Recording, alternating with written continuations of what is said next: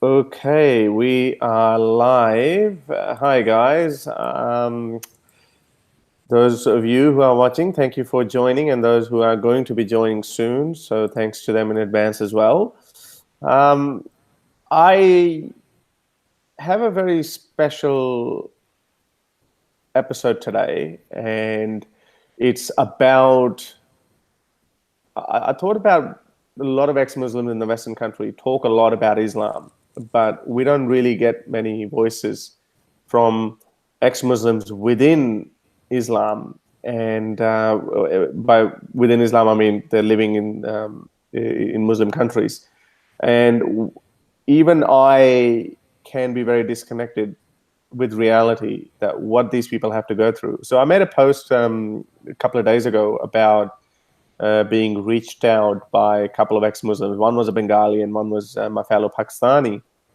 And both of their stories touched me a great deal. And I felt really helpless. And I felt a little bit of what we call a survivor's guilt, that I am living, a great life. I've got I've said it before, I've got no problem. Everything is going great in my life.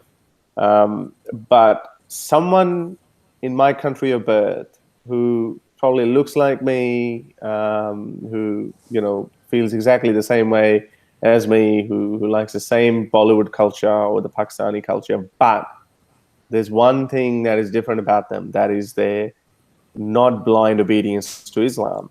And how has that impacted their lives? Now, I didn't pay any personal price for that matter.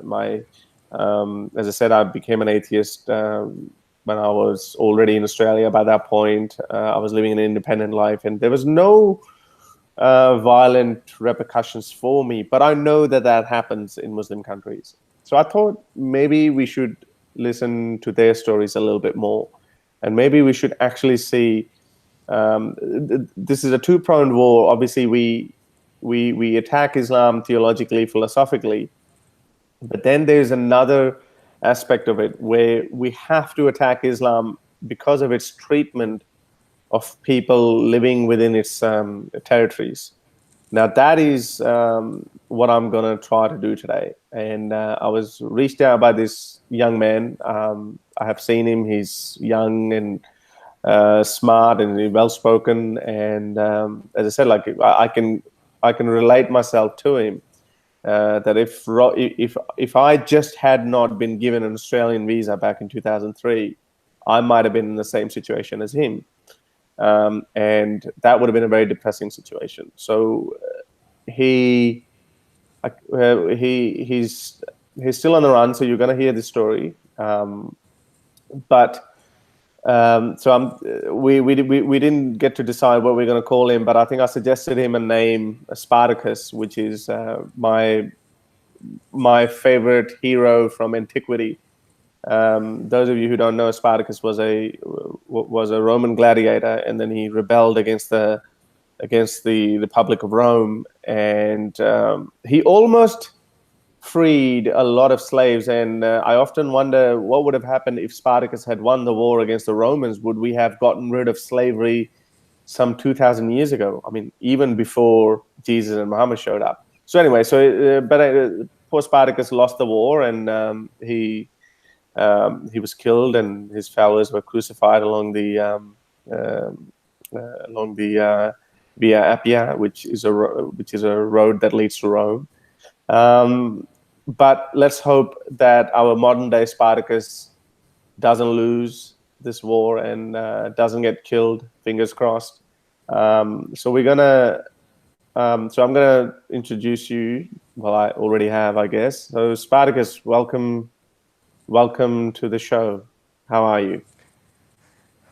Well, this is the most difficult question when people ask me, how are you? I just don't know how to respond to this question. If it means that if I am alive and breathing, yes, I am alive and breathing. Yeah, well, that is sad to say that that alive and breathing, which should be um, we should be enough to live a good life. or at least be alive. But as humans, we need a few other things with that. And there are certain ideologies in the world that have made it almost impossible. So I'm gonna I want the audience to get to know you a little bit more. So tell us a little bit about yourself. So where were you born? How old are you now? And tell me briefly a little bit about your journey away from Islam. Okay, I'll start with the beginning. You know, Harry, having faith in a thing does not make that thing true. Actually, sorry, before you go, I've been told that they can't hear you. Can you speak up a little bit? Okay, is this any better now? Is it any better, guys? If anyone says if this is better. Okay, yeah. So this is better. So let's go with it. Okay, I was trying to tell that. I'll start with the beginning. And in countries like Pakistan, everything begins with a faith. Having faith in a thing does not make that thing true. Your faith does not even make it probably true. Having faith has no weight on truth at all. Having faith simply means you will believe in a thing even if that thing is not true. And this is how a life of a child starts. Almost not just Muslim, almost every religious child, I will say this. Your parents are your first teacher. They tell you something about the religion, and with that, with that, with those faith and with those, things, they also tell you that you are not supposed to ask questions. You're not supposed to question the rationality of that thing, that faith, or whatever they are teaching you. This was not my nature. From the very beginning, I was my nature was kind of exploring, and that's how let's say it was the basic instinct that made me what I am today. I come from a very small village. Very small village. Unfortunately, I will not disclose the exact location, as you know why. And that village is in one of the very backward districts in Pakistan. I was, of course, raised as a Muslim, but around the age of 18, 19, or in early 20s, I started having problem accepting religious teaching, particularly, and Muhammad as a role model. Uh, I had a friend. He was my childhood friend. We B- were. Before you go, I so when you started learning, when you started questioning Islam, how did you start questioning it? I mean, were you reading books in the libraries, or which I would imagine there wouldn't be any anti-Islamic books in Pakistani library. So how were you reading that when you were 18, 19, and 20? I started reading Quran with the translation. So I was that's how you I started, basically. Yep. that was my start. That was my start because Quran is in Arabic language. My language is Urdu or Punjabi. And I told you that my nature is kind of exploring. I like to learn things. I like to know things. I like to read. I like to understand. I'm not one of those who will follow everything blindly. I don't follow anything blindly. Even the uh, I mean, in every part of my life, in every aspect of my life, there is not a single thing which I've followed without questioning. That's the kind of nature I had. That's the kind of nature that I have. So when I started reading Quran with the translation, I found out that there are too many contradictions. There are too many lies. Uh, that was the start. So I was having problem accepting this. I wanted to know what's the truth. Why are there are so many contradictions in this holy book. This was supposed to be. I mean, this is a divine book written by the Almighty. That's what they say, right? Mm. If and it was supposed to be perfect in every aspect, in every mean, but it wasn't. So, I mean, when you feel yourself in such a situation, you actually the first person you talk is either your parents or your close friends. My parents are illiterate. I mean, they never received even a formal education. They never went to school. I'm telling you, you must be very familiar how life is in backward villages, in backward districts Yeah, of which Pakistan. which makes me wonder again. Like, I mean, last time I spoke with you, you're very well spoken and articulate, and even now, someone picked that up very quickly that you are from a backward district, which you have told me, and yeah, it is pretty backward. But so tell me a little bit about why your English is so good, and what you told me last time that you've only had metric level education, which is Well, I up was to year 10. you disclosed this. I was actually trying to disclose this the education thing myself. I Sorry. was about to Okay. tell my viewers that Okay. Sorry. My bad. I Okay. Well, all right. You you not you only you go for it. yeah you know let me tell you the how things and how education goes in those backward districts. I am 31-year old, Okay. 31-year-old, and during my days uh, in government schools, we start learning ABC from the sixth class. From So from sixth year class six. in Okay. yeah, from sixth class, from year six. Uh, Whereas I started learning English from the second or third class. When I was in sixth class, I was able to properly read English. I watch during this journey. I watched a lot of English movies, particularly Hollywood. I read a lot of English newspaper, TV shows. So it So helped. the It worked devil, so the devil of the West was really honing in from a very early age. from early age. In You can say so. Right. Okay. Okay. So you started reading. So you read the Quran. Now, what was the next step after that? Because a lot of times when you actually read the Quran, it doesn't really make sense, and some of the problematic verses.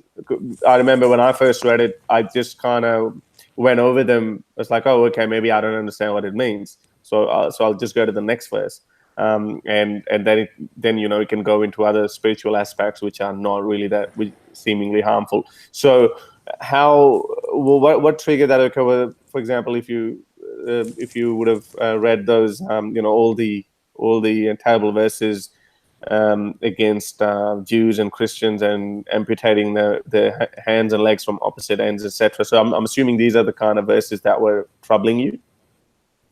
Well, there are just too many. If I will start, talking about those verses, this call is gonna take almost through 2 3 hours.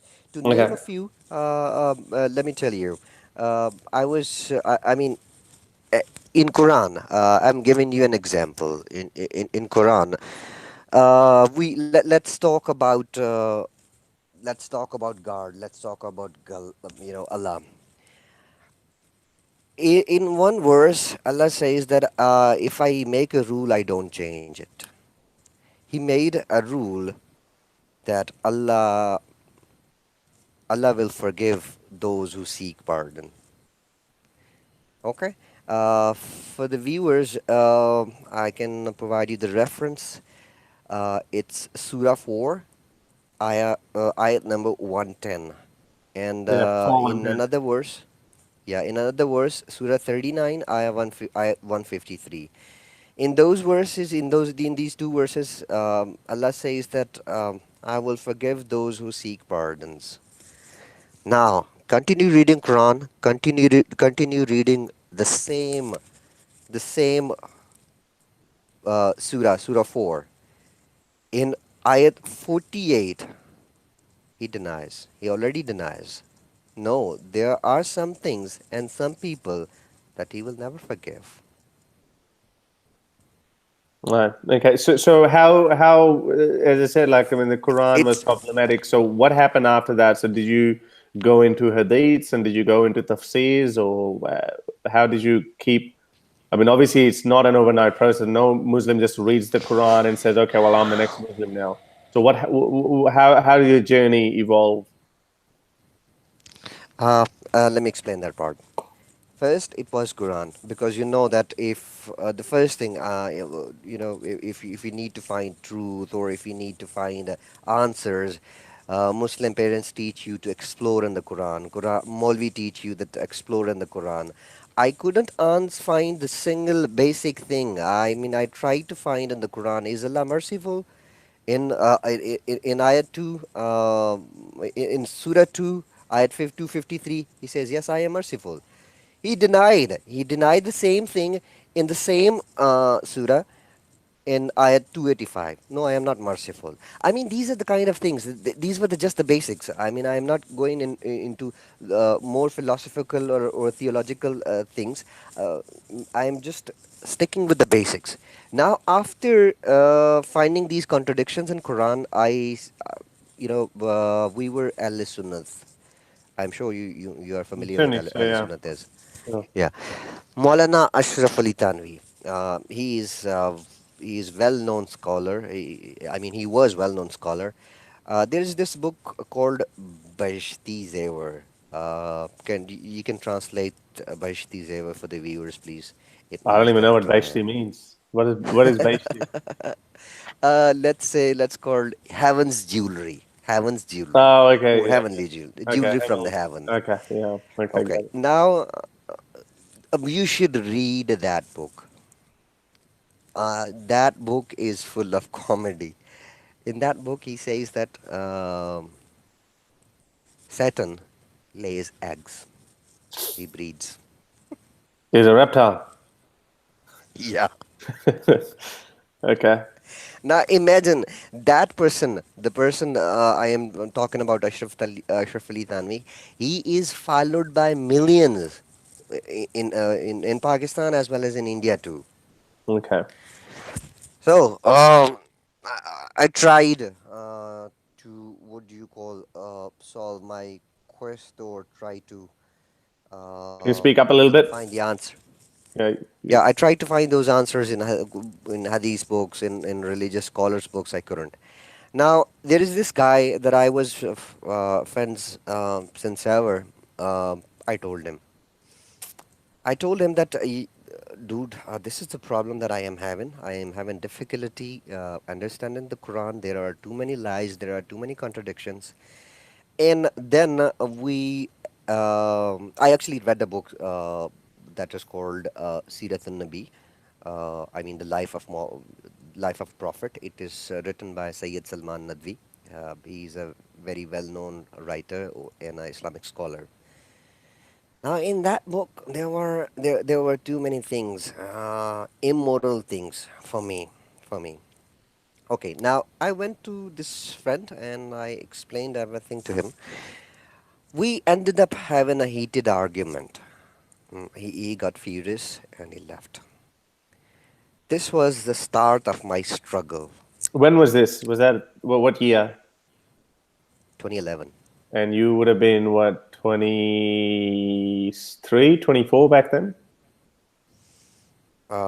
My date of birth is No my need to get say that. 87. Yeah. So you'll be I mean, no, yeah. no, no. I'm not. No, I'm not disclosing the complete date Right. of birth. I'm saying that the year is 87. So yeah, around 33, 23, 24. Okay. Uh, it, uh, I mean, I took time. I Yeah, took yeah, you time to did. read.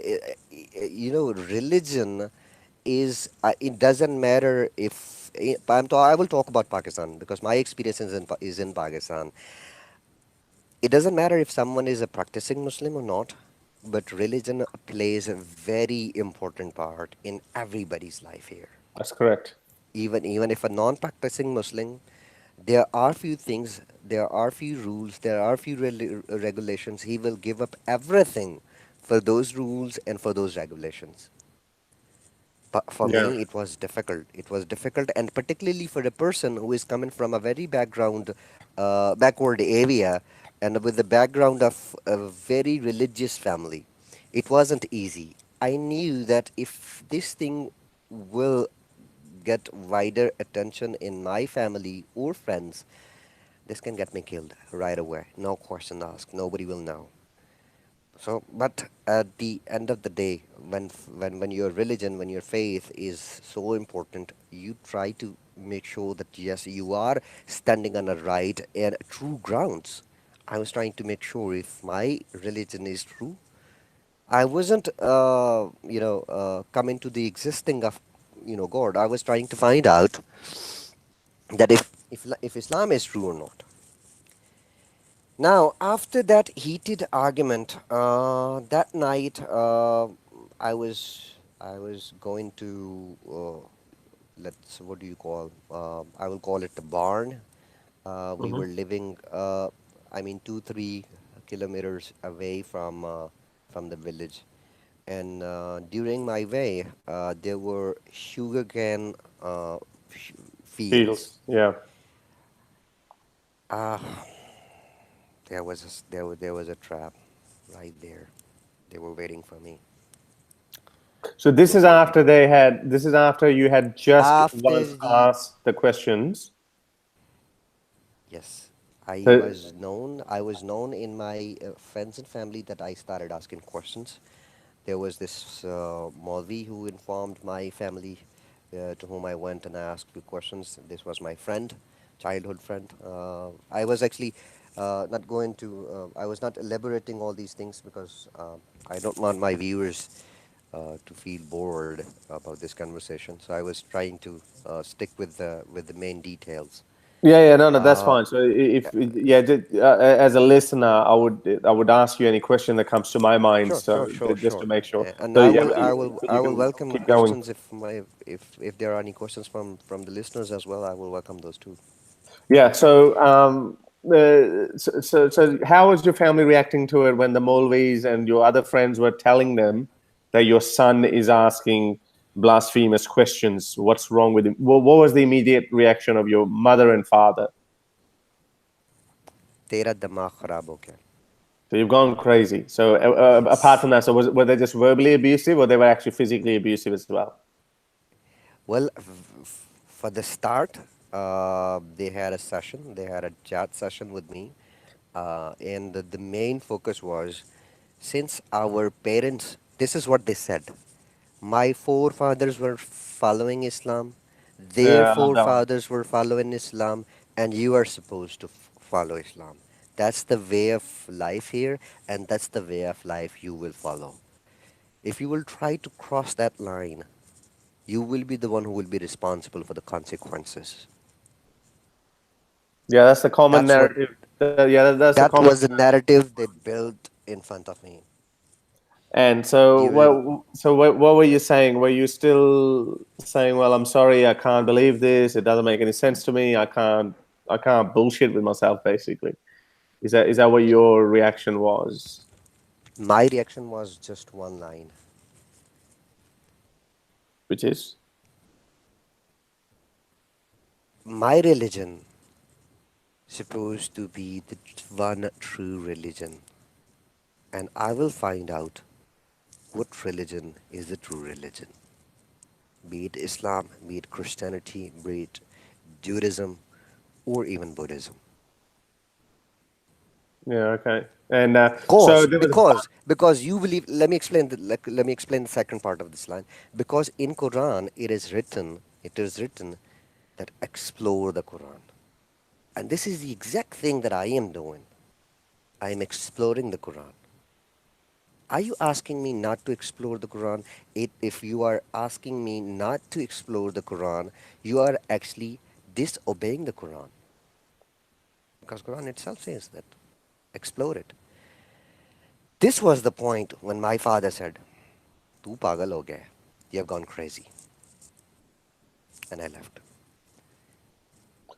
Do you think your parents were also a little bit worried about the fact that if you leave Islam, or if you even pose questions that may be seen as blasphemous, your family was more worried about bringing dishonor to the family? That look at his son, he's a kafir, or look at him. Like, I mean, so something that my father has to live with quite regularly, but he's a modern man, and so am I. So we don't really, it doesn't really bother us that much, because I mean, obviously living in Australia helps. But in your case, that could have been a problem as well, I assume or that you left. Sorry to cut you off, Harris. I assume that you left Pakistan in 2 or 3. Pakistan has been changed ever since. Now, I am sure you will agree, and listeners will agree as well, that after religion, the second thing that matters for every household in Pakistan is something called honor. It doesn't matter if that honor is based on superstitions, if that honor is based on fake things, fake beliefs. Honor is the second most important thing in every household in Pakistan after religion. So, of course, they were more concerned that people will start, cursing my family. People will start cursing my parents. That I am the one who is going away from the Islam. Why? Because they did not raise me well. Yeah. That was their more concern. They probably they were not concerned at that time that if I am committing blasphemy or not. They were more concerned about their fake honor. No, but that could have been resolved by them suggesting to you that, okay, let's just say if you are an atheist or ex-Muslim or whatever, but just don't talk about it. They could have said that, and then they could have normalized it. Because that's something that my parents kind of suggested to me, that, okay, well, whatever you become, fine, go live your life, but at least don't talk about it, because that will bring dishonor to the family. So they did they suggest anything like that at any point? Because that would indicate that they were more concerned about the honor. I told you that they were against questioning. So, if that means yes to your question, yes, they were stopping me. They were stopping me to ask questions. They were stopping me to raise questions.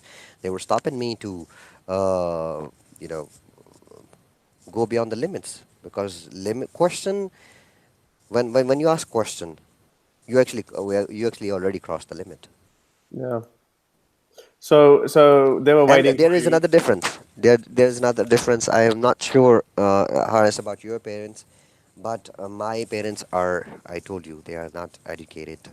If a Maulvi is telling them something, even if it doesn't exist anywhere in any religious book, for them it is true.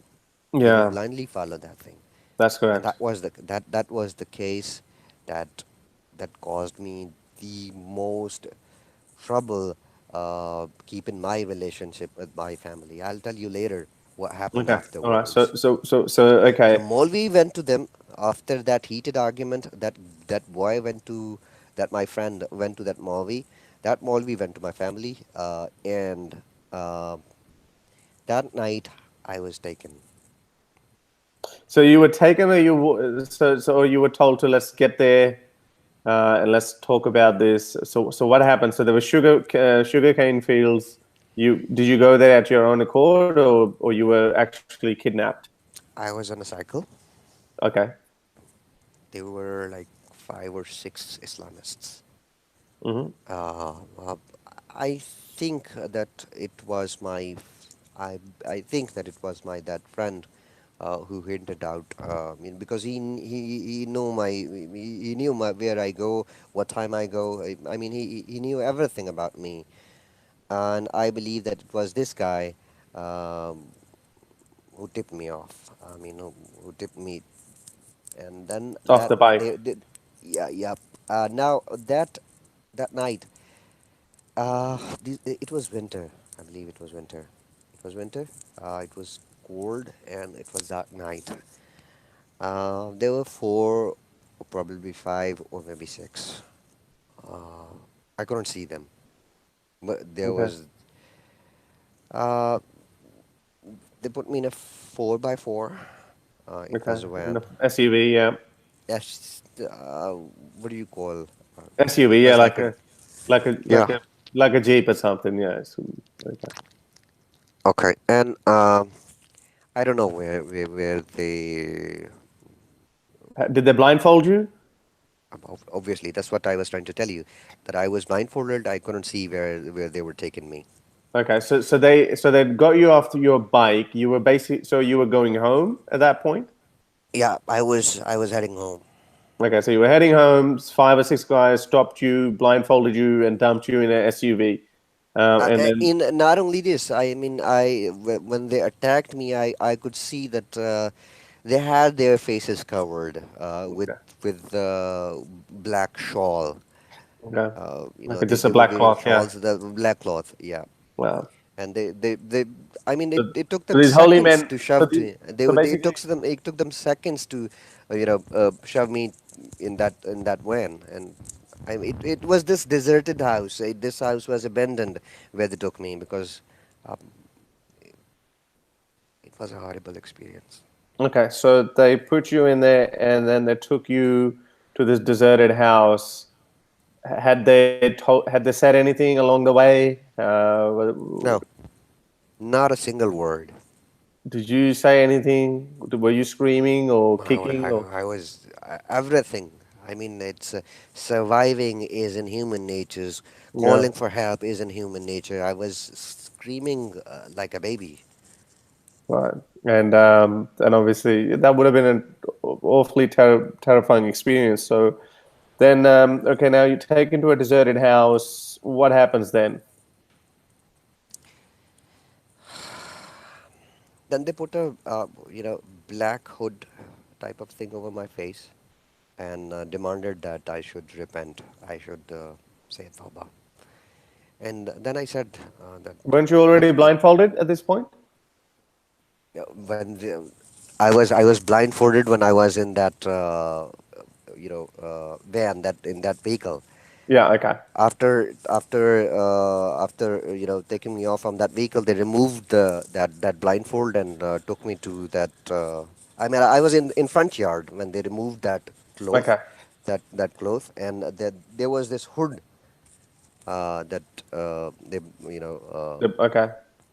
Okay. they All right. used to. You know, They just put a kind of like a plastic bag, but not plastic, kind of made of cloth. But anyway. it was made of cloth. It was black. It was black type of cloth. That Okay. it could be blue. I couldn't see it. Okay. So they put that on you, and then they took you inside the house. Then what happened? They said, "Say Tawbah," and I said, "For what?" You They were still said, defying them. "Yeah, absolutely." Wow. That's Then they told me that this is what you did, this is what you asked question, and this is what you asked question, and I was repeatedly asking them that you are very concerned about your religion to be true. If I am the one who is wrong, what's the point of beating me? Just answer my questions, leave me alone, and I am not the one who is wrong here. You guys are, so because you tried you to guys are the so one you tried who is to imposing. so you tried to have a I read theological. I remember I read a verse from the Quran. I told them that when I told them that you guys are wrong, I read a verse. That verse is in third para, I believe. That states La ikraha fi din. There is no imposing or Compulsion, something like that. Yeah, compulsion yeah, in religion. Yeah. yeah. No, why are you imposing your thoughts on me? Just answer the questions that I am asking, and So you had they so you were starting to have a theological, philosophical discussion with your abductees. That's very brave of you. I told you, for everybody, for every person in Pakistan, religion, faith is the first important thing. So you were really Uh, passionate about that too at that point. Absolutely, I was. Yeah. Then, uh, the first slap, after the first slap, why I received that first slap? Because I said that, okay, just forget about the Quran, forget about everything. I'll find the answers by myself. Okay. Was it Muhammad a pedophile? Okay. Just explain this one thing, So and I will basically, say Tawbah. so you basically question about Muhammad's marrying a 9-year-old girl. 9 year, marrying a minor, Yeah. 9 year old girl. Just explain this part. Try to, I mean, defend as much as you can. Convince me on this thing. There were too many other things too. I mean, the God says, In that Yeah, in that in yeah, that we're aware of that. Right now, we're just talking about your actual experience. So you were having these discussions with them. What happened then? So when did they actually? when I refused to repent, they started beating me like dogs. I mean, this is the part that I don't like to actually talk about. Can you Yeah, see the pictures? yeah, I saw your pictures. We'll. I'll show it to the viewers too. I'll show it to the viewers too. S- Okay. Now, beating, beating, was your kicking, friend there slapping. at that point? No, no, no, no, no, no, So he's the one who no. ratted you out. Uh, he wasn't there. These were few Islamists I know, and all of them, you know, they were very. What do you call?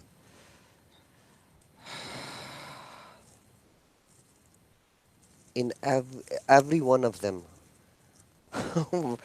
was a monster. I can't call them humans. The way Yeah. the way they were kicking me, the way they were beating me, they sliced off my right index finger. I think the pinky. I They, think yeah, yeah, yeah, was that a yeah, pinky, yeah, the the little pinky, one? Yeah. the, yeah, the little one. And if you see that finger now, let me show you. Just one moment.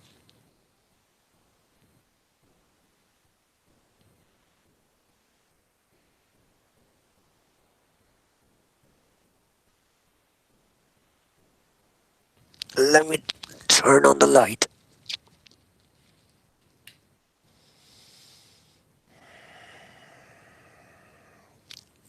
Can you see Yeah. it? Yeah. Seems like yeah. There's I can't tell much, but yeah, it obviously doesn't look like a normal pinky.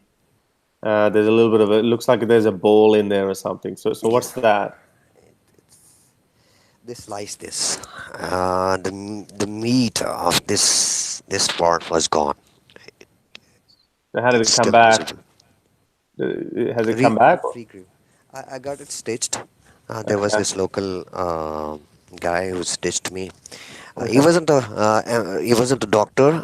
He was just what do you call uh, Yeah, a guy. yeah, yeah. A I know guy which who one knows you're talking some. about. Yeah, they Yeah, sit on the side of the road and they call themselves mini doctors or something like that, but they're mini basically doctors. quacks. But they are somewhat trained in doing some surgery without anesthetics or without any sterilized equipment. But No, I no, guess no, no, nothing. And he wasn't even using a surgical needle. He was using the needle which we use in our everyday household yeah, to okay, sew the yeah, cloths. yeah. We'll get to that. Okay, so they're beating you. And obviously they're torturing you. So I'm assuming they would have obviously started with slaps and kicks, and then obviously they went hardcore on that when they cut off your finger. Was that all on the It wasn't first just. day? How long were you in how long were you abducted for? Uh, as far as the hours are concerned, I can't tell you, but it was just one night. It was So just one night. it was one Now, night. let me tell you, it wasn't just these the slice. They had these cigarettes Yeah. from my legs to my arms to my hands, and it's been more than 7 years, and my body is still filled with those scars. They were trying to write toba, toba, repent, on my arm with the cigarette. They planned that we will write one alphabet in one day until you repent. So, Okay, now let me just 1 second.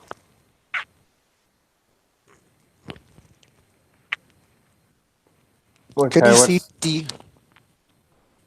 yeah? It's very it's not clear. Yeah, yeah. I can see it. Yes, yes. I can see It's it. T. And then these are the burn scars. Unfortunately, the light over here is not good. No, no. So I can see. I'll send you all the pictures, and we can actually go on a video call So, with a better light. No, that's okay. And No, I'll show you. that's fine. So, so they were, so now they were using the cigarette butts to make this scar on your left arm. Is it? I'm assuming it's a left arm. It's not. Yeah, it is the left arm, but it wasn't just the left arm. But they were I using told you cigarette that. butts. Yep, cigarette on almost all over my body, especially the hands. I Okay. have. I still have too many scars. Some of them are faded with the passage of time, and there are some on my legs too. So I mean, they were had they? some sort of training to torture someone. They had some sort of training to torture someone. They will put a cigarette. They will write tea with the cigarette, and then they will leave that wound for or burn for like good 5 6 minutes. Then they will scratch that part with the blade, and then they will put salt on you. And the screams, the pain. Were you still trying to have a philosophical discussion with them at that point, or you were actually thinking about, okay, I'll repent, I'll get out, and then I'll deal with it later? Did that thought come to your mind at any stage? I don't know what I was thinking at that time after they started torturing. The Okay. first thing in my mind was how to survive. When you are in Yeah. a situation, when you are in a situation like this, it's a human nature that the first thing come in your mind that how to survive this situation. Yeah. But I was certain and I was sure that I am a free man now. By that time, I was certain and I was sure that I am a free man. I bought my freedom, and if this is the price of my freedom, I would happily pay it. So you were willing to die at that point. I was absolutely willing. But yes, but I am not saying that I was. There was no survival instinct in my mind. There was. I was Of thinking course. of every situation But how to survive. you weren't willing to say, But okay, just to save my I life. was. There was no point and no thought that I will say Tawbah, even if they kill me.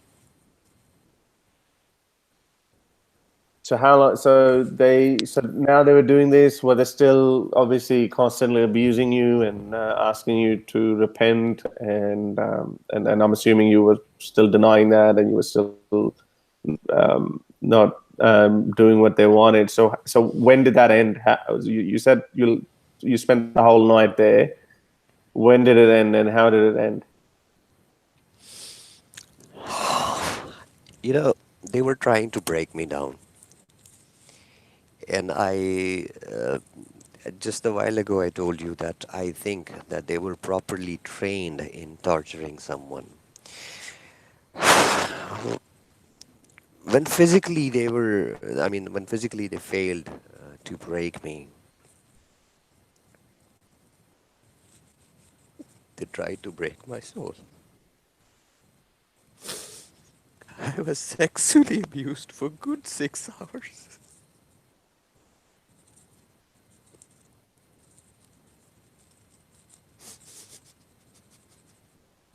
Take your time.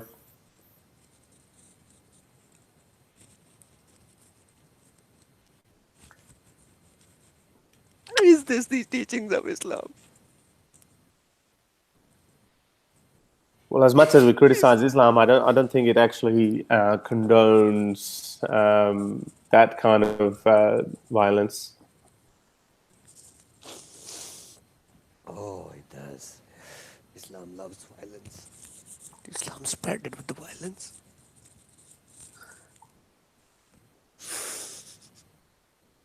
Okay. Just a moment. Yeah, take your time.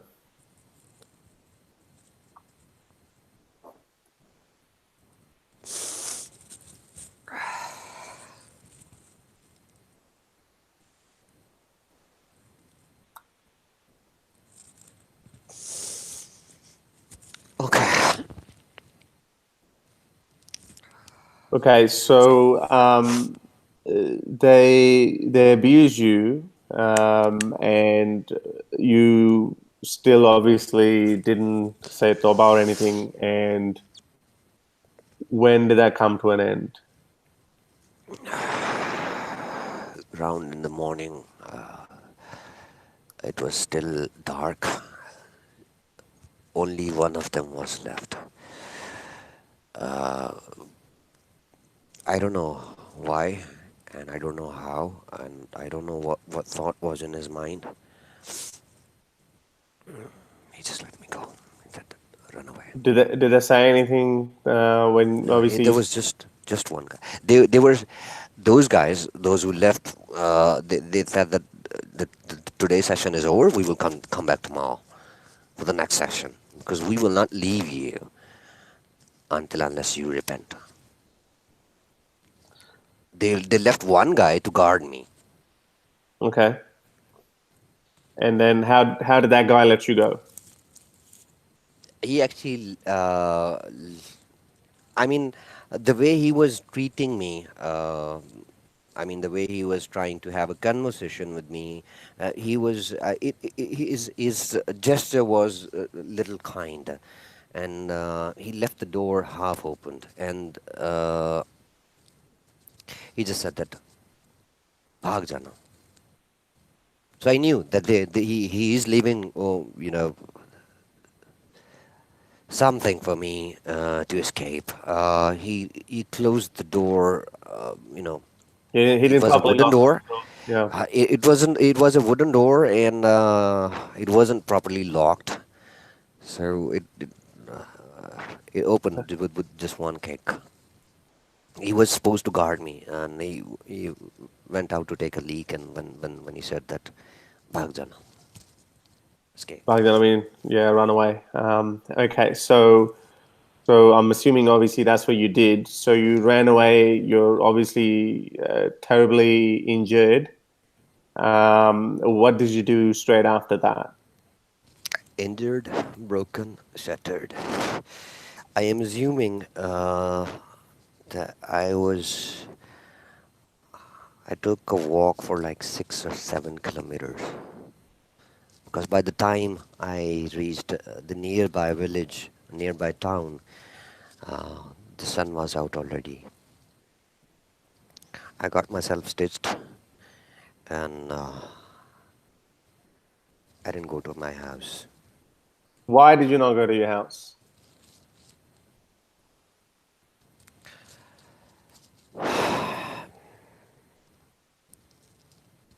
There were many things.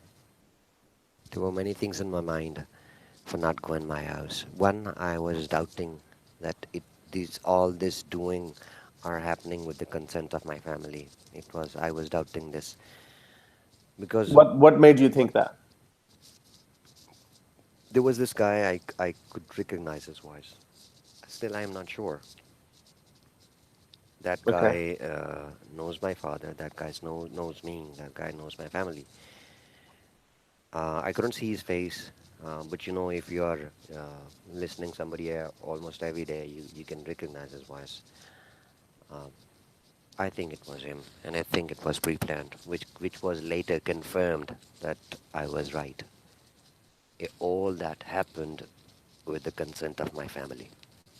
So you're saying your mother and father consented to you being tortured or basically, yeah, somehow be broken. They found a way. They found a religious way. They found a religious way, Islamic way to do this. Let me explain that part. Let me explain that part. Is that are you going to cutting off the fingertips? Are you going there with that? I didn't get it. Could you repeat yourself? You're saying that this is they found a way to break you according to the teachings of Islam. I'm saying them cutting No, off your no, no, no. finger. You misunderstood this. I Okay. mean, I'm trying to tell you that the torture part, my family and those monsters found an Islamic way. I'll explain that. How's that I'll Islamic? explain that with the. Let me explain that. That's what I am trying to tell you. You must, if you are an ex-Muslim, you read an hadith or that ask your when your kid is 7, ask him to offer prayers. Mm, If he is 10 and if he's not offering prayers, yeah, force him, yeah. And if he's still not even offering, if you have to slap him. yeah. And that's what they did. That's what they did. That the example they used on me. They were trying to convert me back to Islam by using torture But just because slapping him they around. think, yeah, but because they think that torturing or beating or forcing me will make their Allah happy. And they would have obviously had, as you said, your parents were not very educated, so they would have had these recommendations put forward by the so-called imam or the scholar that you had the conversation with. Yep, that was the monster who were actually leading the sessions with my Is he on family. Twitter, or does he have any Facebook, or does he have a public profile? I wonder if that guy ever had any clue what internet is. Okay, yeah. So he's a classic Hindu imam masjid. Okay. Yes, he was. Okay. All right. So you had doubts that maybe your parents had planned this. So that was one of the reasons that you didn't go back home. What was the other reason that you didn't want to go home?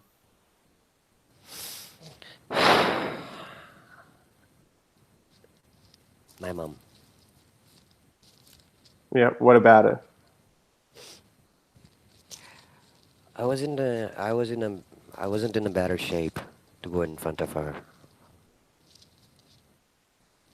Okay. So I Just thought that because I will. you were injured and your clothes were probably Yeah. ripped and all that, so you didn't want to face your mother, or you didn't want your mother to see you that way. Yep. Absolutely. Okay. So where did We you go knew after we. that? Um. I didn't go to Slim. Salim is your friend? Yeah. His name was. There's a lot of noise in your phone. I think these are your headphones. Yeah. Well, unfortunately, these are not the expensive ones. That's okay. And also, yeah, your voice goes up and down. So just try to keep it very close to you and as consistently as possible. So Okay.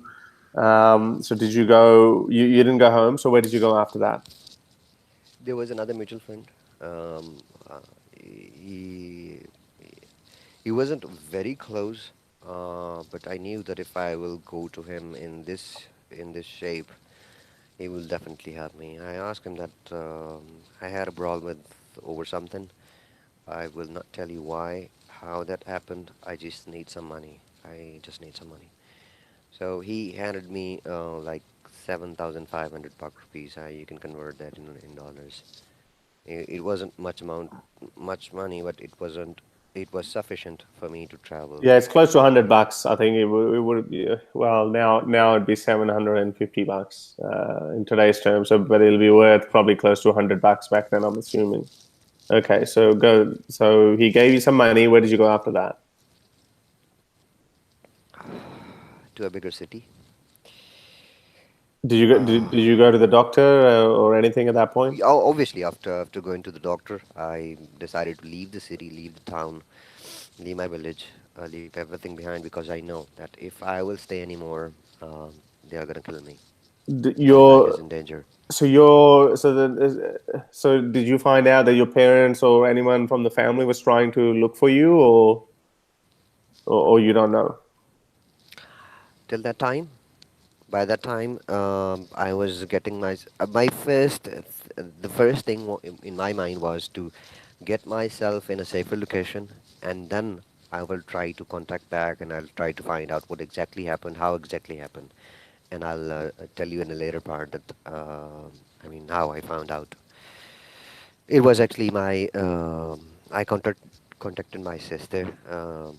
She told me that they had a discussion and all that happened with the consent of my family. Your sister contacted you. How did she contact you, and when did she contact you? How long after the incident? After 7 or 8 days, When I reached the city, I had I contacted her via email, I believe. Uh, I emailed her that this has happened, and she said that I know that this had happened to you. And I asked her how. She said that she explained everything. Okay. Now, so which city did you go to after this? When you got some money from your friend, which city did you go to? Karachi. Okay, I you went to. reached Karachi. How long did you stay in Karachi then? It's fair bit away. So did you catch a train or something? Yeah, That would have taken a big chunk out of you. I went to Karachi via Lahore. First, I came to Lahore. From Lahore, I bought a ticket, and then I went to Karachi. So did you stay in Lahore for any period of time? Just a couple of days, maybe. Okay. So in Karachi, you went to Karachi. What did you do there? The first thing you did there, once you reached there, you obviously have got a very limited amount of money. What were your plan to? I'm assuming at still that by that point, your body still would have been hurting very bad, um, because of all of the burns, especially, and obviously your fingers still would have been hurt. So, The what? friend who, the friend who gave me some money, he told me that he knew few people in Karachi, and I'll be safe with them. But since they are not very close relative, in such bad shape, they will not keep me for many days. But it will buy me some time to find a proper location or try to get myself So your relatives urgent. could they not have told your Not family? my relatives, not Okay. my Oh, relatives. sorry. Okay. His relatives, his Okay. relatives. Uh, so I stayed with them for like 4 or 5 days. There was this website. Uh, During my travel, I was sending my resume to different companies. And my first thing was, in order to survive, I need money. In order to survive, I need a shelter. So I needed a job. I was lucky. I found one. They were not paying me much, but it was sufficient to keep me going. What type of job did you get? What was it? This is where my English worked, call center.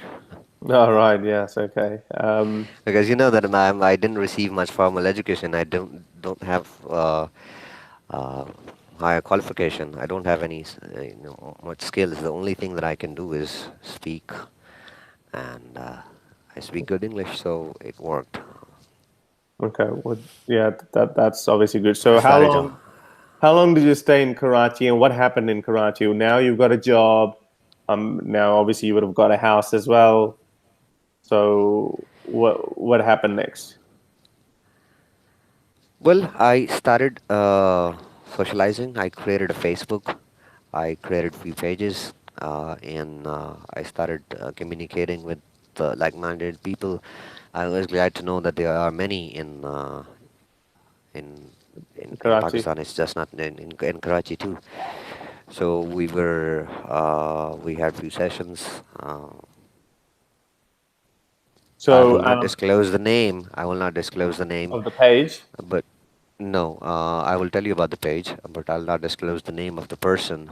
Of course not. Or Yeah. So what was it? What was the he, page, and how much attention did that page get? there was this page called, in English you will call it the cobbler, the mochi. All There right. was this page. There was this page that called Basa, the Bensai, I the think that bull, was very famous. I kind of knew about the that bull. page, Bensai. There was this page that in his the name of the page was in Urdu called Shaitan, and Now, you were setting there that were up in different. 2012, 2013. Is that right? It wasn't just me who Yeah, was yeah. I setting it up. mean, Don't yeah, get you were yourself obviously confused. working. You We were found, a group of people. yeah. We were a group of people who were doing this. So that was in Uh, 2012, 13. Is that roughly the time? you can say so.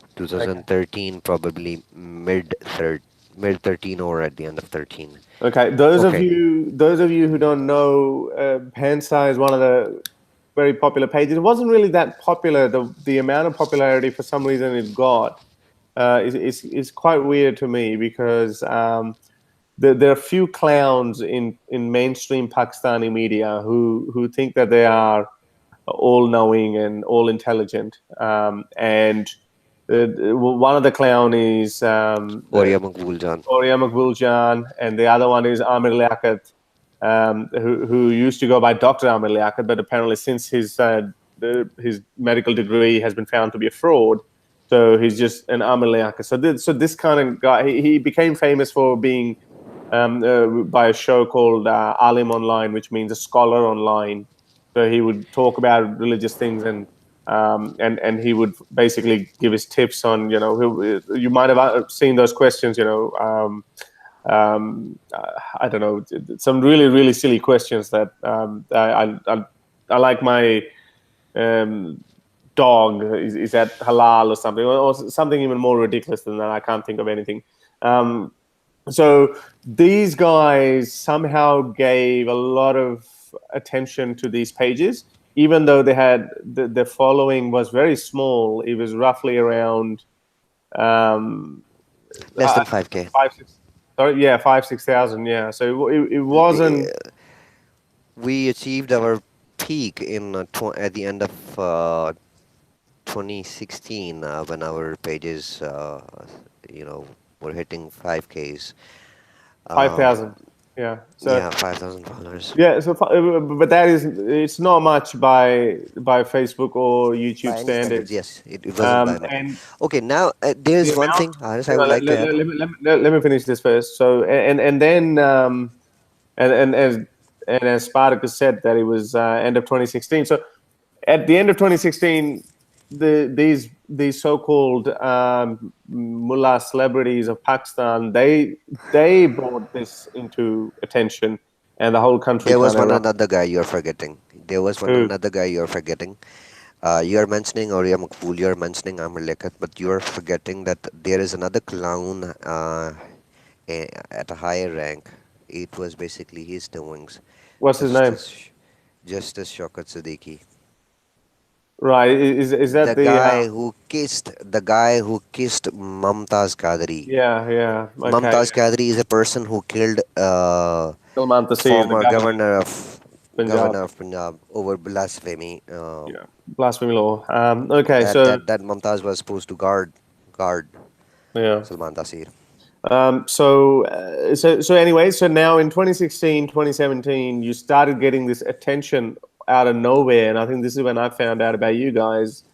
I obviously didn't know about you, but I just knew about this page, Pensa, and I kind of used to amuse, but that wasn't my style. That's not how I was going to address the religious issues. But these guys were very, I would say, very aggressively critical of Islam, and but again, under freedom of speech, I would say fair enough, it should be allowed. But again, Not just Islam, not in, just Islam. yeah, We yeah, were it we was were mainly Islam. basically we were, you can call us secular bloggers. We were not only criticizing Islam, but we were also criticizing our government institutions as well. Yeah, the army. Apparently, that was another big point that might have gotten you more in trouble because you were actually criticizing the army in the The one establishment. page was actually dedicated. The Mochi page, the Kovler page, was dedicated to criticize or the limelight, to bring the wrongdoings of army into the limelight, because army is something like a sacred cow in this country. Yeah. Um, the so anyway, so in 2016, again, now by this point you're still in Karachi. Bans has set up, Shaitan is set up, Moti Cobbler is set up. What happens then? Now, what happens in 2017, which actually was a turning Le- point in my life as well? During this period, during these 3 years, I became Bessa and I became very close friends. We were very close friends. I mean, there was hardly a topic where we actually disagree. I mean, we had lot of things in common. Bessa and I very close and very good friends. Now, when we started getting attention from media, from courts, from government agencies, under the supervision of that Justice Shaukat, FIA, the government agency, started an operation against atheists. They started picking people. I don't know how they got the information from Facebook or I don't know where. First, they took this guy. Bansa was also taken. They took Bansa from his house, and in his phone book, he had our numbers. The day they took Bansa, the next day I received a call. Uh, could you please translate those words for me? They said that Bansa pad liya, bache katte pad lange. So they called everyone and they said, well, we've got the bull, now we're going to get the calves. That's what So baby cows, we're going to get them. So you got that message. When was this roughly? it was. Um, 2017? the operation started in the first month of 2017. It was a targeted operation. In Yeah, it Who was did they about get? Who did they get I think it was from January till March. January till March. Yeah, these were So the 3 months. who did they get? And I know he was on the special orders of our previous clown interior minister. What's his name? Um, Chaudhry Nisar. yeah, Chaudhry Nisar, who was the interior minister of Pakistan, and he just this is when the world They, was they hearing took many people. I mean, they took Waqas Kuraya. They took Asim Saeed. They took Ayaz Nizami. there's Ayaz Nizami. They took Noman Rana. Um I mean, out of from our group, it was just me, and there is another guy that called. His name was Saad.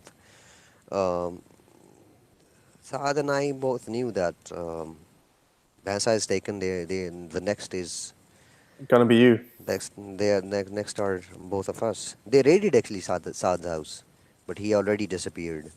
So was his family still Bhans, there? obviously his family was there. Yeah. Okay. So he was living with his family. He ran away. So he found out. Now, why did now? I just want to tell people that this is a period in 2017. A lot of things happened in the first 4 months.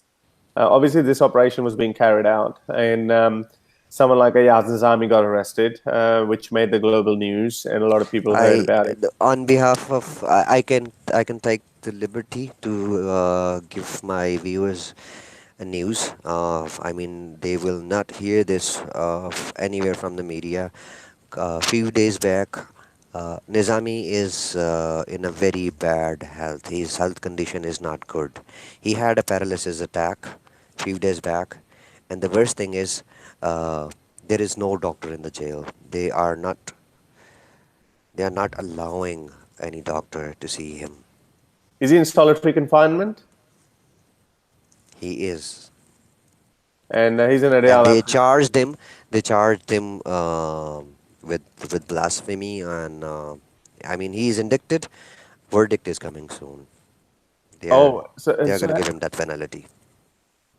has there? Yeah, they do give those death penalties. They hand them out But as you know as Christians hand out their come to Messiah leaflets.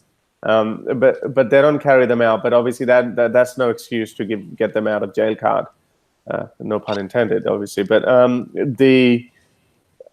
uh, he's been in captivity since then. We heard that he was being tortured, and that was when I was Ayaz Nizami's arrest actually made me so angry that I said, "Screw this!" And I think it happened somewhere around in March, if I'm right. Is that yeah, right? February, March? you're right. Yeah, Yeah, you're right. yeah, I think it happened in March, and I think a week later I started my page, and I said, "Well, I'm gonna speak up about it." So that was the impact that Ayaz Nizami had. Now that I know more about it, it's obviously more.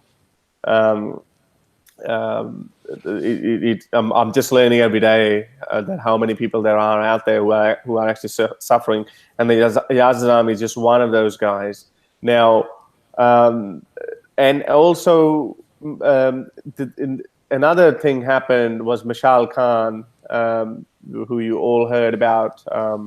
Was a university student who just asked a question very similar to our Spartacus, who asked Imam a question, and then Imam provoked a mob, which ended up brutally killing him. When his mother uh, tried to touch her son's dead body, when she tried to kiss his hands, she said that every finger, every bone in his hand, all the fingers were broken, and that's how brutally he was killed by the followers of this beautiful religion.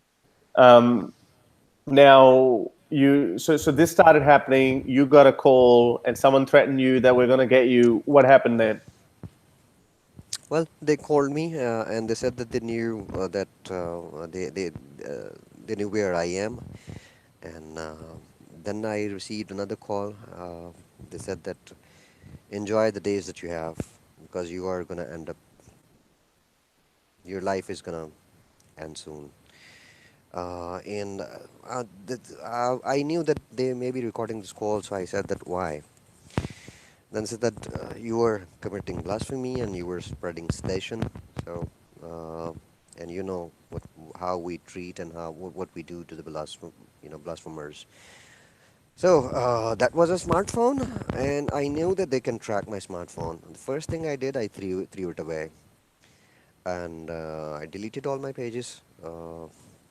And I went to stay with a work colleague for a while in the same city, Karachi. And I thought that Karachi may not be safe for me. I moved to a different city. From that city, I went on to live in a desert in southern Punjab. I'm not sure if you were ever in South Punjab or not. In South Punjab, if you just get off the road from any city, any village, um, it's desert everywhere. Yeah, For I 15, 20, 30 days, I'm not sure how many days I lived there. I was living in that desert where there was no human, no animal, only water, and I had a sling. And you know that at the night time, all the birds, I mean the crows and the sparrows and everything, they will sit on a tree. So give a shot, you will hunt one down. I wasn't a hunter, but that's the method I used. so So you that's how were I survived. so you went to a desert, and you how were you getting water? Just from a river or something, or?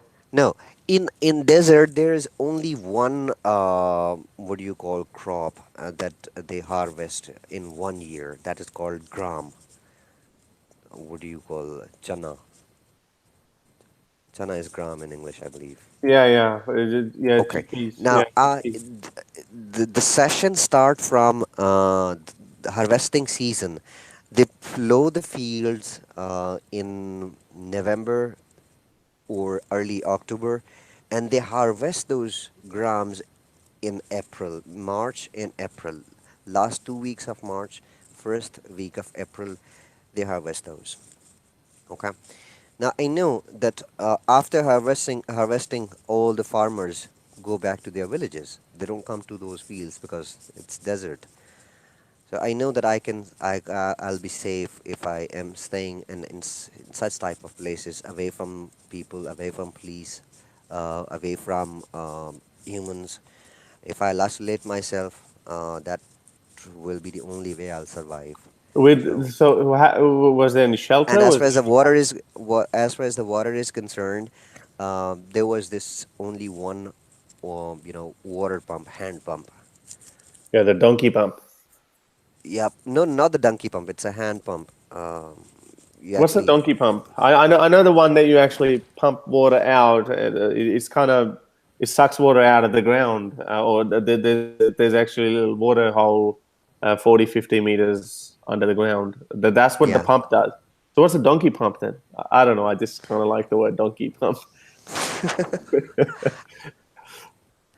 Well, if I will answer you this, No, that's okay. Don't I'll worry be about that. So carry on with the I'll be story.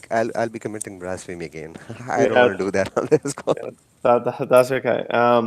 Yeah, I can say that the Muhammad's flying donkey. Yeah, that's what you want to say. He's my favorite. He's my favorite animal anyway.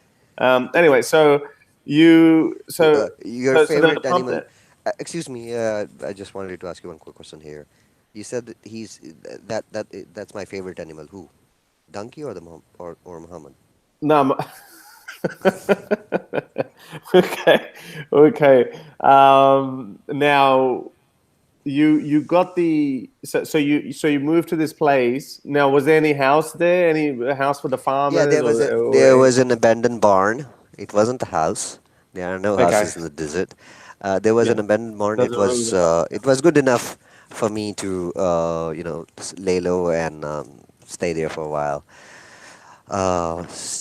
Sparrows. That's what I was eating. Were you And cooking I them was at drinking least? water.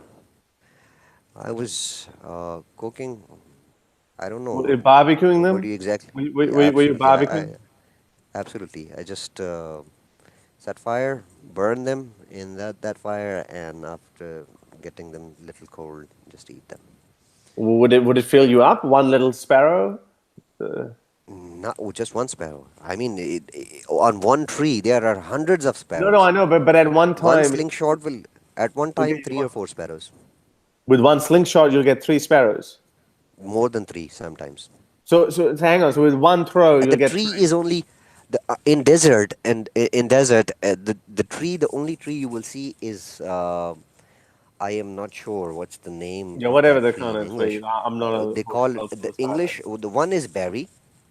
Okay. The other one is keeker. I don't know what do Yeah, I you don't know. call I it don't know. keeker in English. I don't know in English either. So I don't even know in Urdu, but And sure.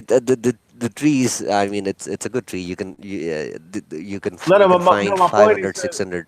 yeah. So my point is that there's so many sparrows there. But my point is, so are you? So you must have become a really good shot for.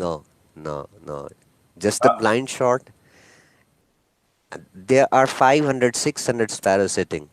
All you gotta do is just give a strong push, move, leave the sling, and yeah, the stone let's will come. get you two to three sparrow in one shot. Wow. With one shot, you'll get two to three. So are they injured? They obviously wouldn't totally die, so they'll fall on the I, ground and you'll go and grab them. I'll wait for them to die. Some of them are dead. Some of them are injured. I'll just Oh, wait wow. until they are dead. I didn't have knife or anything. I will just skin them with my hands, and then I will cook them. How long? You said 25 days you lived in the desert. No, exactly 25. I can't be sure if these were 15 or 20 days or 25 days. I can't tell you because I had no watch. I had no cell phone. I had no no means to keep a record how many days I lived there. But So it what was good. changed? So what changed that you said, okay, well, this is it. I need to go back into well, I almost said it called Pakistan civilization, but anyway, it is a civilization. Unfortunately, a backward one. So what made you go back into Just one decivilization? question. For how long? For Sorry? how long I will stay here? Yeah. Just one question. Okay. So then I decided that probably the dust is a bit settled. The dust is a bit down. Probably I should give a try. But so I moved to a city. I will the city where I'm right now. Viewers, if anyone wants to contact, they can get my current location from you. Is it Probably in it's not a is it in wise thing Punjab? to disclose right now. No, no. Yeah. So guys, anyone who listens to this, unless I personally know you, I'm not going to tell you. So don't bother asking me. Now, here is another thing that I want to show to my viewers. The price of my freedom. I'm going to show you.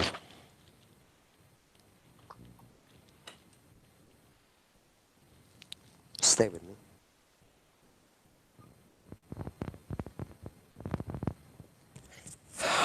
I don't have much money, so I rented this store. This is the family live in the store. I asked them Yeah. to rent that out. The only space that I have to live is this one mattress. Okay. That's the kind of place I am living these days. I eat one time a day.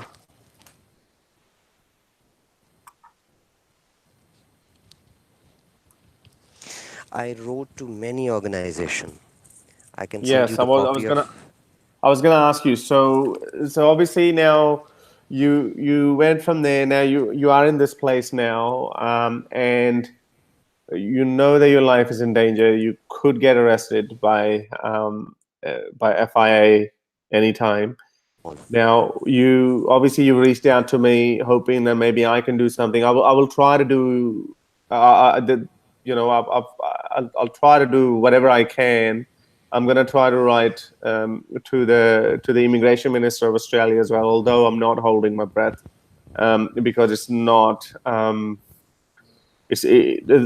are a lot of legal troubles in applying for asylum. So anyway, so what did you do? So you did you reach out for help to anyone? I know but the Pakistani legal system is out of question, because every lawyer you're going to go to is also going to be a Okay, subscriber of the blasphemy I law. will be signing. There are two things that I forget to mention. First, my sister also told me that my family obtained a religious what do you call ruling called fatwa. Yeah, fatwa. That fatwa states that anyone who removes my head will go to Jannat, will go to heaven without due questioning. And do So you this know, Harry, who did this? parents. It was my mother. It was my mother who obtained the death sentence. That truly, this is the price of freedom.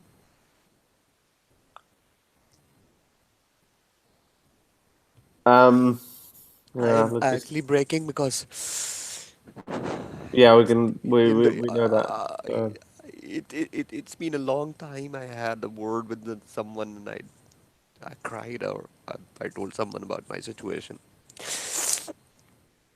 Harry, I need help. Yeah, well, so That's all I will say. As far as writing is concerned, I'll tell you, I have written an email to too many organization, rescue organization. I'm still waiting for somebody to respond.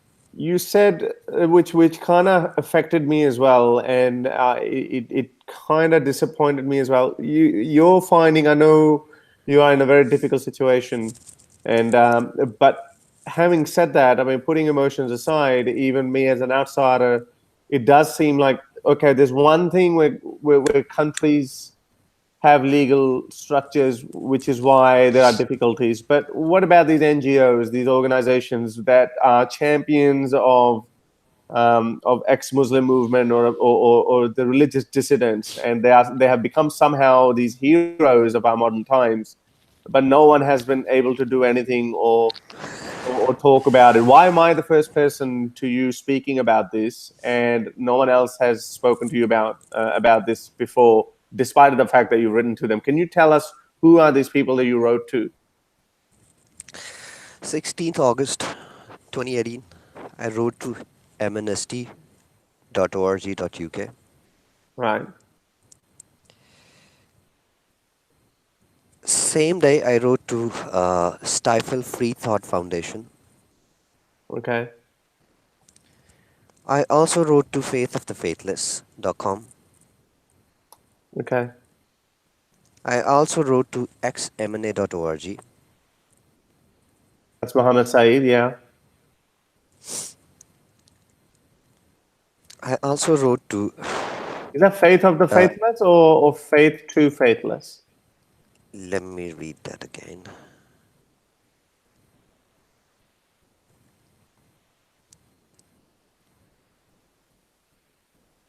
Faith too faithless. Yeah, that's Imtiaz Shams. I know him, and I'll definitely speak to him because. But I know when I met him in Sydney a month ago, maybe a little bit over ago. I know how affected he is by all the cries of help that he gets, and unfortunately, with very limited resources, and I'm not just talking about monetary resources, but also the legal limitations in that. As I said, I mean, we would love to just give a list to. I would love to give a list to Australian immigration minister and say, well, I will pay for the airfares. Can you please get them out of the country? But they will tell me Uh, no, they can't because it's not the end. I wrote to vims.org. This is okay. another organization. I also reached out to some of the organizations in Canada too. Uh, to name a few, there's this organization that is called bcisbrooks.ca to Canada. Okay, so as I said, so all these people have written to you. You have written to them. Did you write Same. to? Did anyone write you back? Write back to you? Only one. Who? Center for Inquiry. That's is that Richard Dawkins Foundation? Richard Dawkins Foundation. What did they ask? They have their criteria. Hello. Can you hear me? Yeah, I can hear you now. Okay. To be very honest, they didn't give much hopes. They actually they have their mission with a limited budget that is called secular rescue, and they actually help the existing bloggers and journalists in danger. So they said And they only spend their resources towards bloggers and journalists, not just yeah, that ordinary apostates. yeah, Is that what they and said to you? this is exactly what they said. I actually had a conversation over the email. I can pass that email to you in case if anyone wants to see, uh, or if anyone wants to read that email. But they didn't deny. They didn't say that they didn't refuse to help. They said that we will see if we can do something, but don't keep hopes, and it will take longer than anticipated. It will take longer than anticipated. Uh, and I never heard ever since. Okay, so that obviously was in 20. When was this? Was that earlier this year or? Yeah, this year. Okay, so it's been what, 5, 6 months since you wrote to them or you heard from them? I have to look the email Okay, well because they that's okay. clearly So did you stated hear that back from this organization XMNA? helps. Excuse me. Did you hear from XMNA? Did they? I'm not sure if they have any program for people who are outside of America. I told Do, you that Amnesty refused. I have their email. what So were the grounds? What did they say? You don't have to read they me the said that whole email or anything, but just tell me briefly what did they say? as long as you are in Pakistan, we cannot help you with the rescue. Okay, so that's what Amnesty said. Richard Dawkins Foundation said We do we rescue, but we we rescue can only only help out the journalists and bloggers. Now they were bloggers. trying to establish if I was a blogger. I deleted all my pages. I deleted. I mean, I couldn't. I didn't take any kind of screenshots. I didn't know that You didn't I want the was going to need evidence. them. You didn't want the evidence to implicate yourself, Evidence. So obviously. obviously, and the cell phone that had all the information, I threw that way already. So probably Right. they are not lending a hand because probably they think that I'm not a blogger. I passed them Mm. with Bhansa so that Bhansa can tell them that who I am, and but What happened to I don't Bhensa? know. Where is Bhensa now?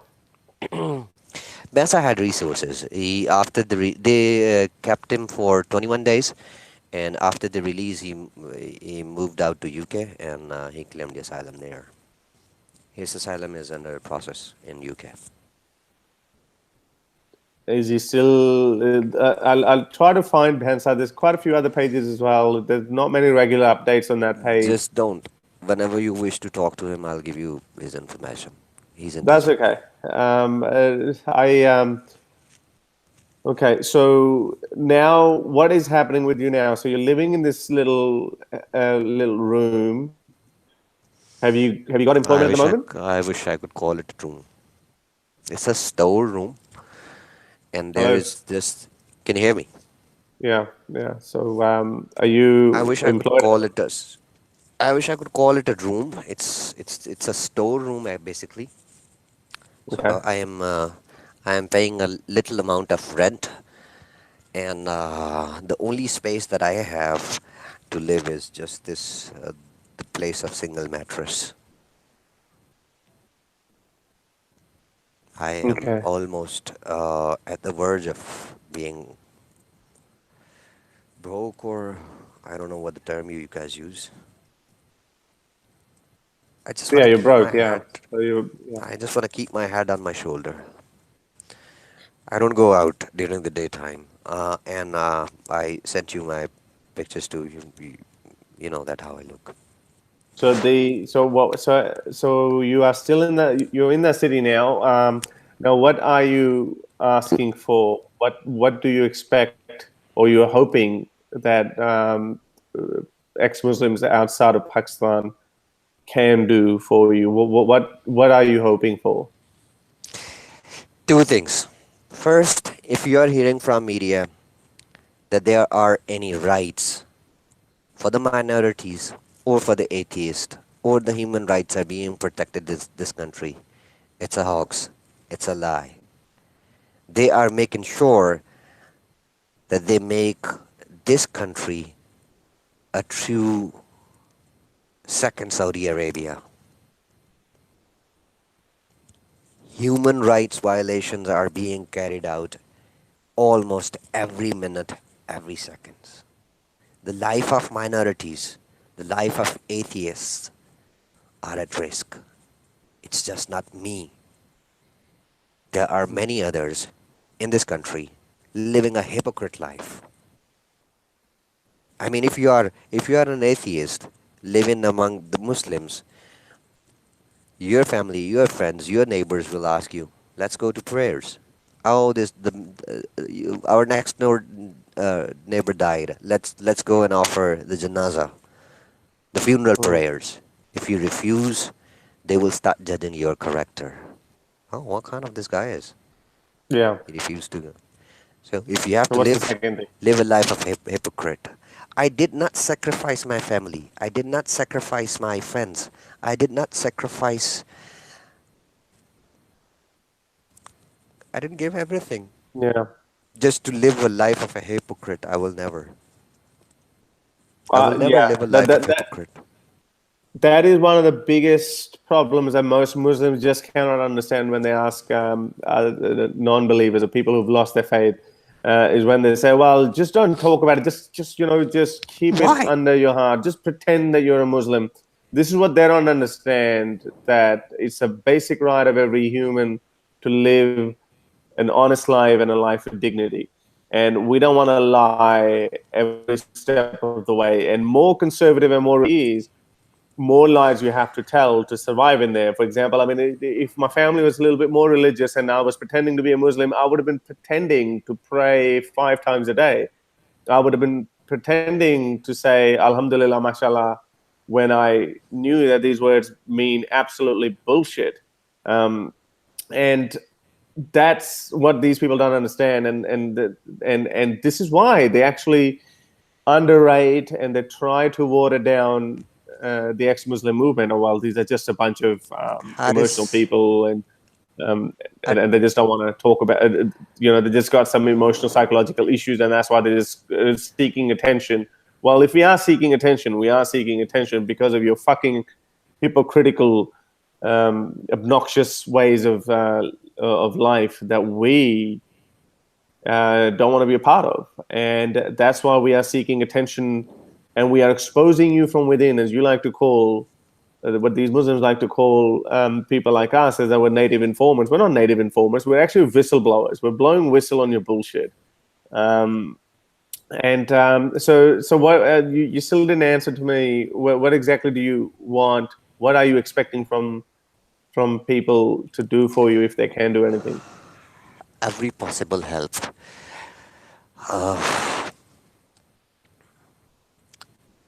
In any means that they can.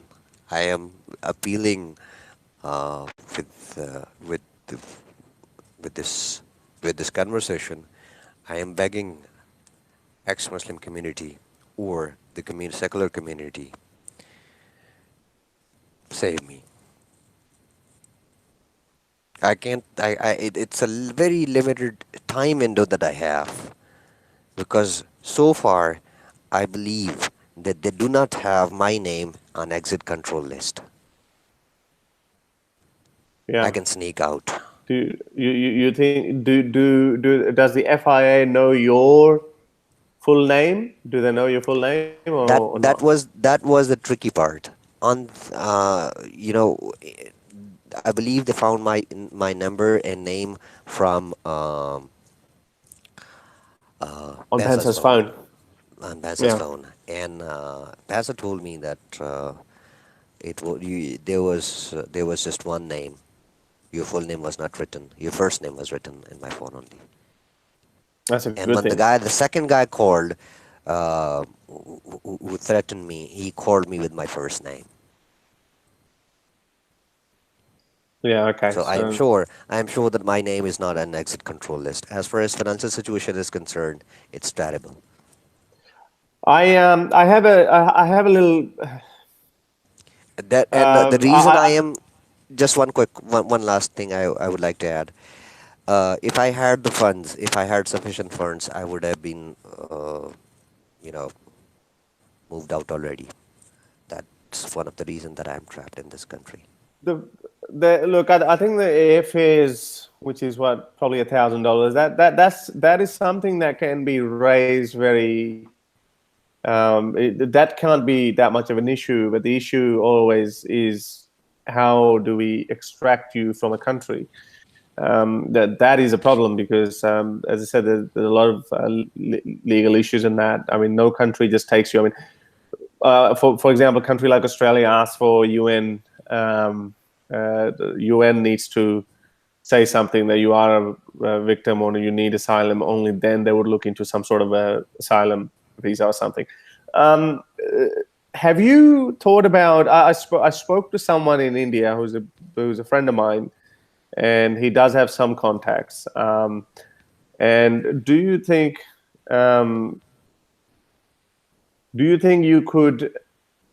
I don't know. I can't think of that now. But anyway, we'll obviously we have to. I just don't understand the country in our west, which is India, which I always look at its constitution as a with envious eyes, and I've always said it that the secular constitution of India, despite the fact that India itself is not very um, the people have differences there as well, mainly caused um, by Muslims always some but yeah, but anyway, the problem is that but the constitution of India is a sacred document, and I think I just don't understand how we can actually make the Indian government realize that there is a humanitarian crisis waiting, and in Pakistan. I firmly believe that there's a tsunami of ex-Muslims and apostates coming from Pakistan, and what's going to happen? And once it reaches a tipping point, when the number of ex-Muslims is far too many, and they just can no longer do this what they did to you in 2017. Then what's going to happen? Then I think that's the time when Pakistan. Unfortunately, it's my country. I still support the Pakistan cricket team. I might go to UK to support them in the World Cup.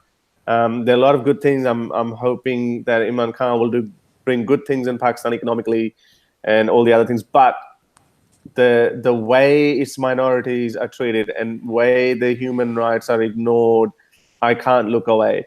And Uh, unfortunately, we have to keep showing that what is happening in Pakistan. And if it embarrasses Pakistan, then I think that would force them to change their ways. And it's just it horrible won't. that it. It won't work. It won't work. Let me tell you why. You know how Indian and Pakistani ties are.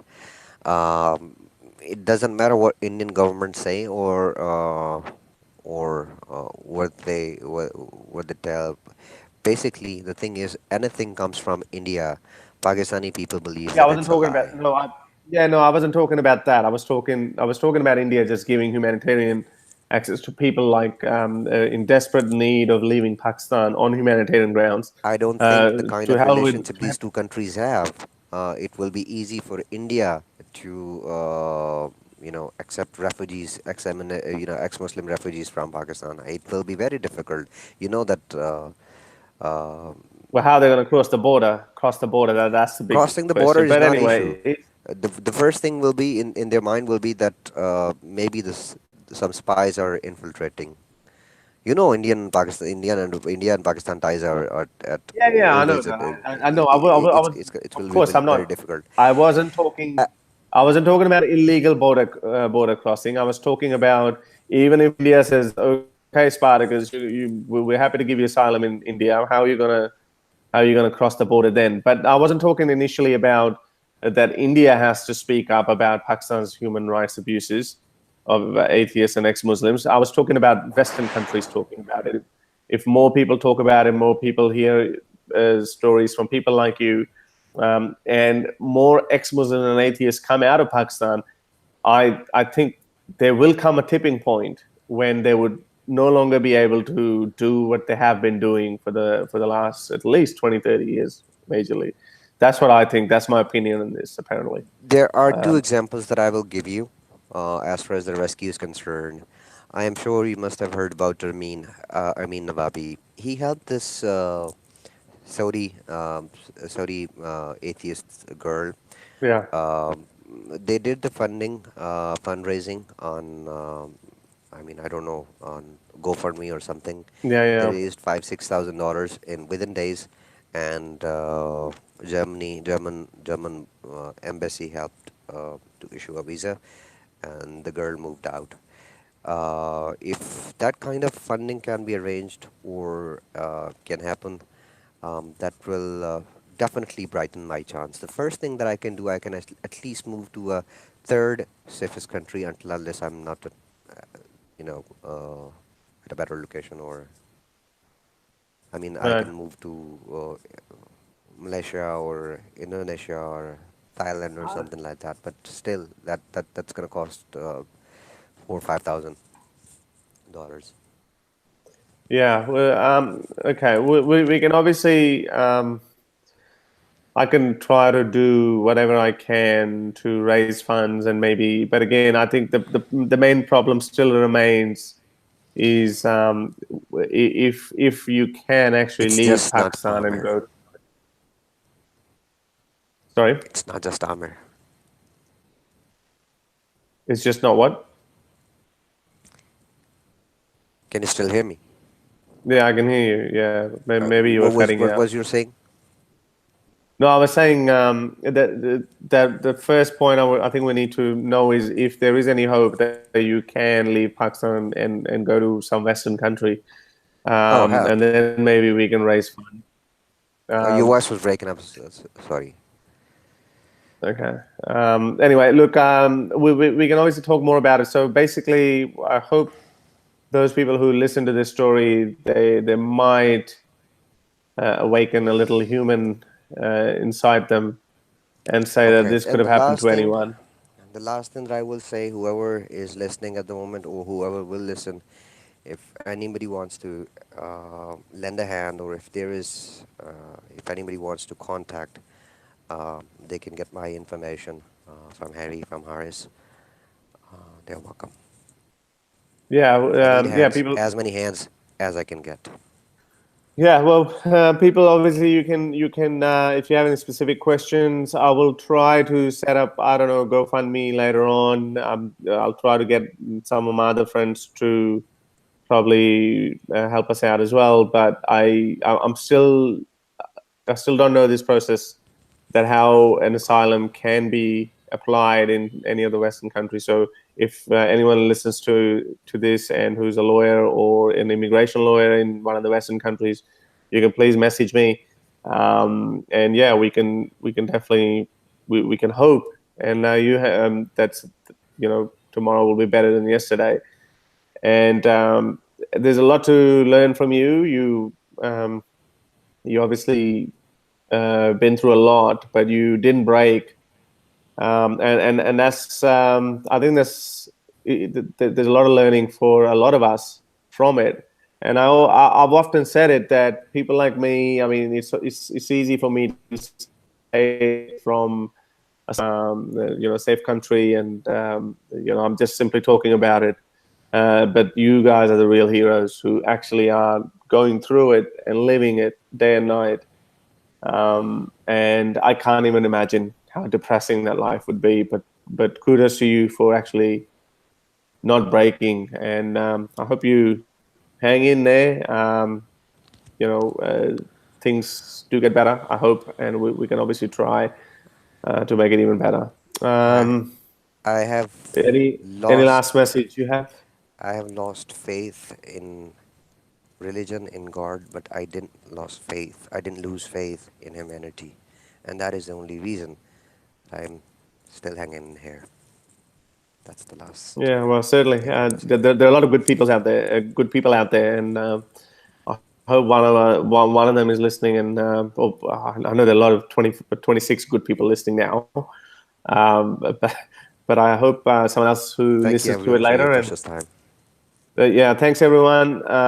And yeah, if there's anything you guys can do, just contact me on Facebook or Twitter. You can also leave a comment here. I do read some of the comments time to time. And thanks for being with us. And hopefully I'll come back again next time with someone else. And maybe I might even do an Urdu conversation with Spartacus. And so That at would be least maybe fun. more Pakistani, yeah, maybe more Pakistani people can hear what's going on in their country. I have too much faith in humanity. I think that a lot of Pakistanis don't know what's going on. So I think it's about time that they found out. Anyway, thanks for joining, and I hope to see you guys again. Until then, bye bye.